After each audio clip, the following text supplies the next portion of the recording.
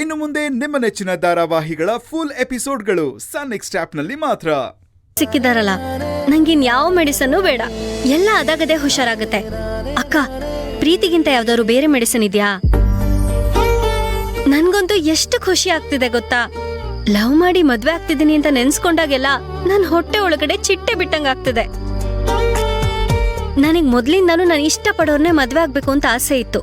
ಇವಾಗ ಅದು ನಿಜ ಆಗ್ತಿದೆ. ಆದ್ರೂ ಅಪ್ಪನ್ ಜೊತೆ ಅದಕ್ಕೋಸ್ಕರ ದೊಡ್ಡ ಫೈಟೇ ಮಾಡ್ಬೇಕಾಗ್ ಬಂತು.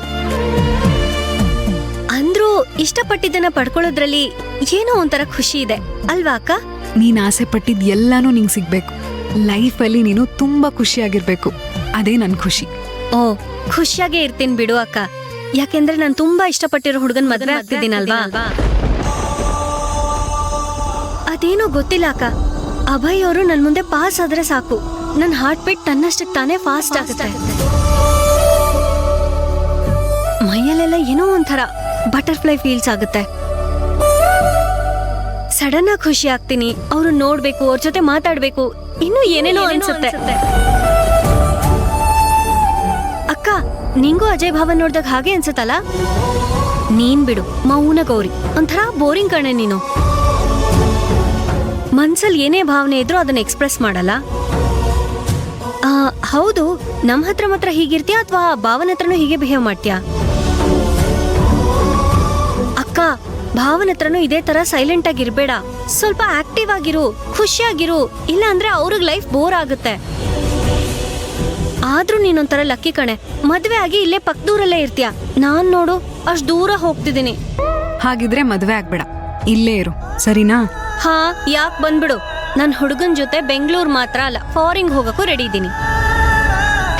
ಅಕ್ಕ, ನಾನ್ ಹೇಳದ್ ಮರ್ತ್ಬಿಟ್ಟೆ ಕಣೆ. ಅಭಯ್ ಅವ್ರ ಅಕ್ಕ ಇದಾರಲ್ಲ, ಅವ್ರು ಯಾರ್ ಗೊತ್ತಾ? ನಾನು ಅವ್ರನ್ನ ಮುಂಚೆನೆ ನೋಡಿದೀನಿ. ಹೌದಾ? ಎಲ್ಲಿ? ಅದೇ ಅಕ್ಕ, ಅವತ್ತೊಬ್ರು ಸಿಟಿ ಅವರು ನಮ್ ಹಳ್ಳಿ ಮಕ್ಳಿಗೆ ಅವಮಾನ ಮಾಡಿದ್ರು ಅಂತ ಹೇಳ್ದೆ ಗೊತ್ತಾ? ಅವರೇ ಇವ್ರು. ಮೊನ್ನೆ ಅವ್ರನ್ನ ನೋಡಿದ ತಕ್ಷಣ ಫುಲ್ ಶಾಕ್ ಆಗ್ಬಿಟ್ಟೆ. ಗ್ಯಾರಂಟಿ ಇವ್ರು ನನ್ ಮದ್ವೆ ನಿಲ್ಲಿಸ್ತಾರೆ ಅಂತ ಅನ್ಕೊಂಡಿದ್ದೆ. ಕೊನೆಗೆ ನಾನೇ ಹೋಗಿ ಸಾರಿ ಕೇಳ್ದೆ. ಆದ್ರೂ ಅವ್ರಿಗೆ ನನ್ ಮೇಲೆ ಕೋಪ ಹೋಗಿಲ್ಲ ಅಂತ ಅನ್ಸುತ್ತೆ. ಅಕ್ಕ, ನಾನ್ ಮದ್ವೆ ಆಗ ಅವ್ರ ಮನೆಗ್ ಹೋದ್ಮೇಲೆ ಅವ್ರು ನನ್ ಮೇಲೆ ರಿವೆಂಜ್ ತಗೊಂಡ್ಬಿಟ್ರೆ? ಆ ಥರ ಎಲ್ಲ ಏನೂ ಆಗಲ್ಲ ಗಂಗೆ. ಯಾಕೆ ಅಂದ್ರೆ ಅದು ನಿನ್ ಮನೆ. ಏನೇ ಬಂದ್ರೂ ನೀನ್ ಅಡ್ಜಸ್ಟ್ ಮಾಡ್ಕೊಂಡು ಹೋಗ್ಬೇಕು. 1-2 ದಿನ ಎಲ್ಲ ಸರಿ ಹೋಗುತ್ತೆ. ಎಂಥದ್ದೇ ಸಂದರ್ಭ ಬಂದ್ರೂ ನೀನ್ ತಾಳ್ಮೆಯಿಂದ ಇರ್ಬೇಕು. ಅಯ್ಯೋ, ನನಗದೇ ಇಲ್ವಲ್ಲ ಅಕ್ಕ. ಏನು ಹೆದರ್ಕೊಳಕ್ ಹೋಗ್ಬೇಡ. ನಿನ್ ಜೊತೆ ಯಾವಾಗ್ಲೂ ಅಭಯ್ ಅವ್ರಿರ್ತಾರೆ. ಅವ್ರು ಯಾವತ್ತಿಗೂ ನಿನ್ ಕೈ ಬಿಡಲ್ಲ. ಅದು ನಿಜಾನೇ ಅಕ್ಕ. ಅವ್ರೇನಾದ್ರೂ ಇಲ್ಲ ಅಂದಿದ್ರೆ ಇಷ್ಟೊತ್ತಿಗೆ ನಾನೇ ಇರ್ತಾ ಇರ್ಲಿಲ್ಲ.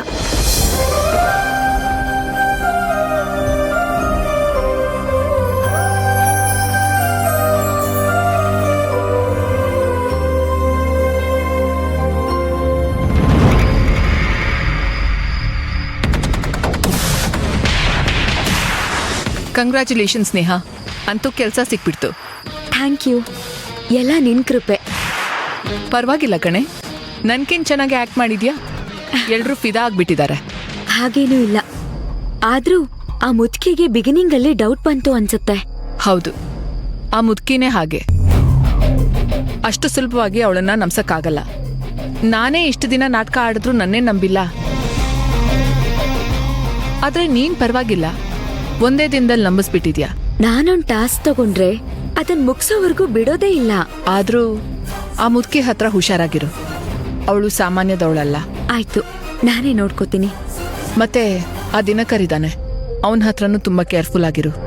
Don't worry. ನೋಡು ನೇಹ, ನೀನು ಇಲ್ಲಿ ಕೆಲಸ ಮಾಡ್ತಾ ಇರೋದು ಬರೀ ನೆಪಕ್ಕಷ್ಟೇ. ಅದರ್ವೈಸ್ ನಾನ್ ಹೇಳೋ ಕೆಲ್ಸಗಳನ್ನ ನೀನ್ ಮಾಡ್ಬೇಕು. ಗೊತ್ತು, ಸಂಬಳ ಆ ಮುದ್ಕಿದು. ಆದ್ರೆ ನನ್ನಿಯತ್ತು ನಿಂದು ಅಲ್ವಾ? ಎಕ್ಸಾಕ್ಟ್ಲಿ. ಸರಿ, ಮುಂದೇನ್ ಮಾಡುದು? ಅಭಯ್ ಮದ್ವೆ ಆ ಹುಡ್ಗಿ ಜೊತೆನೆ ಆಗೋ ತರ ಇದೆ ಅಲ್ವಾ? ಯಾವುದೇ ಕಾರಣಕ್ಕೂ ಅದು ಆಗ್ಬಾರ್ದು.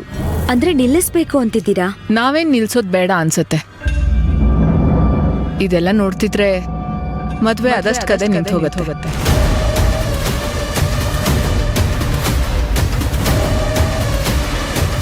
ಮದ್ವೆ ಗಂಡ್ಗೆ ಇಷ್ಟ ಇಲ್ದಿರೋ ಮದ್ವೆ ಹೇಗ್ ನಡೆಯಕ್ ಸಾಧ್ಯ? ಹೌದಾ? ಅಭಯ್ ಇಷ್ಟಪಟ್ಟಾನೆ ಮದ್ವೆ ಆಗ್ತಾ ಇರೋದು. ನಾನು ಹಾಗೆ ಅನ್ಕೊಂಡಿದ್ದೆ. ಆದ್ರೆ ಹೆಣ್ಣೋಡಕ್ ಹೋದಾಗ ಇದ್ದಿದ್ದ ಭಯೇ ಬೇರೆ. ಅಲ್ಲಿಂದ ವಾಪಸ್ ಬರ್ತಾ ಇದ್ದಿದ್ದ ಭಯ ಬೇರೆ. ಅಂದ್ರೆ ಇಲ್ಲೇನೋ ಕನ್ಫ್ಯೂಷನ್ ಇದೆ ಅನಿಸ್ತಿದೆ ನೇಹಾ.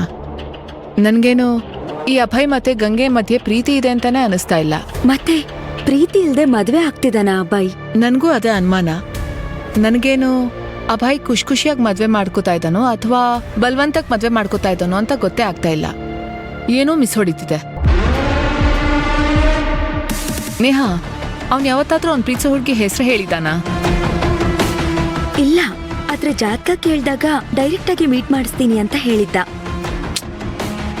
ನನ್ಗೇನೋ ಅವನು ಆ ಹಳ್ಳಿ ಕೂಗುನ ಲವ್ ಮಾಡ್ತಾನೆ ಅಂತ ಅನಿಸ್ತಾನೆ ಇಲ್ಲಪ್ಪ. ನನ್ಗೆ ಕರೆಕ್ಟ್ ಆದ್ರೆ ನಾವೇನು ಕಷ್ಟಪಟ್ಟು ಈ ಮದ್ವೆನ ನಿಲ್ಸೋ ಅಗತ್ಯನೇ ಇರಲ್ಲ. ಅದಾಗದೆ ಮದ್ವೆ ಮುರಿಯತ್ತೆ. ಆದ್ರೆ ಇದು ಸತ್ಯನ ಸುಳ್ಳ ಅಂತ ಹೇಗ್ ತಿಳ್ಕೊಳ್ಳೋದು? ಅದಕ್ಕೆ ನನ್ನ ಹತ್ರ ದಾರಿ ಇದೆ. ಅದನ್ನ ಕನ್ಫರ್ಮ್ ಮಾಡ್ಕೋಬೇಕು ಅಂತಾನೆ ನಾನು ನಾಳೆ ಅಲ್ಲಿಗೆ ಹೋಗ್ತಾ ಇರೋದು. ಈ ಅಭಯ್ ಅದೇನೇ ಸೀಕ್ರೆಟ್ ಮೇಂಟೈನ್ ಮಾಡಿ ನಾನು ಅದನ್ನ ಬಯಲ್ ಮಾಡೇ ಮಾಡ್ತೀನಿ.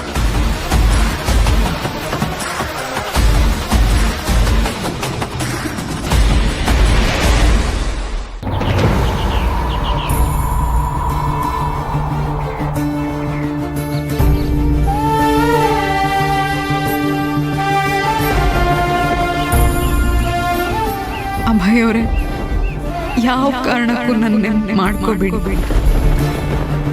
ನನಗೋಸ್ಕರ ಕೊರಗಬೇಡಿ. ನನ್ನ ತಂಗಿ ತುಂಬ ಒಳ್ಳೆಯವಳು. ನಿಮ್ಮನ್ನು ಬೆಟ್ಟದಷ್ಟು ಪ್ರೀತಿಸ್ತಾಳೆ.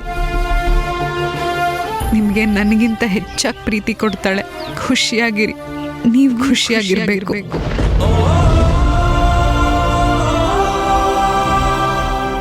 ನನ್ನ ತ್ಯಾಗಕ್ಕಿಂತ ನಿಮ್ಮ ತ್ಯಾಗ ದೊಡ್ಡದು ಅಭಯ್ ಅವರೇ.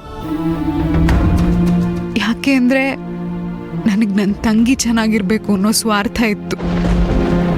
ಆದರೆ ನೀವು ಮಾಡಿದ ತ್ಯಾಗ, ಪ್ರೀತಿಸಿದ ಹುಡುಗಿನ ಬಿಟ್ಟು ಇನ್ನೊಬ್ಳನ್ನ ಮದುವೆ ಆಗೋದು ಅಷ್ಟು ಸುಲಭ ಅಲ್ಲ.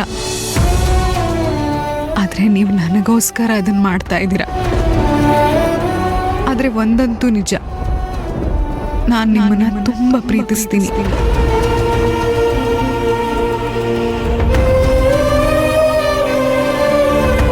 ಅಕ್ಕ, ಗುಡ್ ಮಾರ್ನಿಂಗ್ ಕಣೆ ಅಕ್ಕ. ಗುಡ್ ಮಾರ್ನಿಂಗ್ ಗಂಗೆ. ಏನೇ ಒಳ್ಳೆ ಗುಡ್ ಮಾರ್ನಿಂಗ್ನ ಅಷ್ಟು ಬ್ಯಾಡ್ ಆಗಿ ಹೇಳ್ತಿದ್ಯಾ? ಓ, ನಾನು ಅಭಯ್ ಅವರು ಎಂಗೇಜ್ಮೆಂಟ್ ಮಾಡ್ಕೋತಿದೀವಿ ಅಂತ ನಿಂಗೆ ಟೆನ್ಷನ್ ಆಗ್ತಿದ್ಯಾ?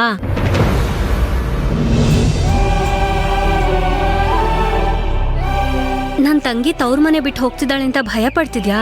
ಅಂಥದ್ದೆಲ್ಲ ಏನೂ ಇಲ್ಲ ಕಣೆ. ಮದ್ವೆ ಆದ ತಕ್ಷಣ ನನ್ನ ಗಂಡಂಗೆ ಹೇಳಿ ಒಂದ್ ಒಳ್ಳೆ ಫೋನ್ ತಗೋತೀನಿ. ಇಬ್ರು ದಿನ ವಿಡಿಯೋ ಕಾಲಲ್ಲಿ ಮಾತಾಡೋಣ, ಆಯ್ತಾ? ಅಲ್ಲ ಕಣೆ ಅಕ್ಕ, ಎಂಗೇಜ್ಮೆಂಟ್ ಆಗ್ತಿರೋದು ನಂದು. ನನಗಿಂತ ಮುಂಚೆ ನೀನೇ ಎದ್ದು ಕೂತಿದ್ಯಾ? ಯಾಕೆ ಅಂದರೆ ನನ್ನ ತಂಗಿ ಲೈಫಲ್ಲಿ ಏನಾದರೂ ಒಳ್ಳೇದಾಗ್ತಿದೆ ಅಂದರೆ ನಂಗೆಲ್ಲದಕ್ಕಿಂತ ಖುಷಿ ಆಗುತ್ತೆ. ಅಕ್ಕ, ಇವತ್ ನಾನು ಅಭಯ್ ಅವರು ಸ್ಟೇಜ್ ಮೇಲೆ ಒಟ್ಟಿಗೆ ನಿಂತ್ಕೊಳ್ಳೋದು, ಇಬ್ರು ರಿಂಗ್ ಎಕ್ಸ್ಚೇಂಜ್ ಮಾಡೋದು, ಇಬ್ರು ಹಾರ ಎಕ್ಸ್ಚೇಂಜ್ ಮಾಡೋದು, ಇದೆಲ್ಲ ನೆನ್ಸ್ಕೊಂಡ್ರೆ ನಂಗೆ ತುಂಬಾ ಖುಷಿ ಆಗ್ತಿದೆ ಕಣೆ. ನನಗೆ ಎಷ್ಟು ಖುಷಿ ಆಗ್ತಿದೆ ಅಂದ್ರೆ ಅಭಯ್ ಅವ್ರಿಗೆ ಎಷ್ಟು ಖುಷಿ ಆಗ್ತಿರ್ಬೇಕಲ್ಲ.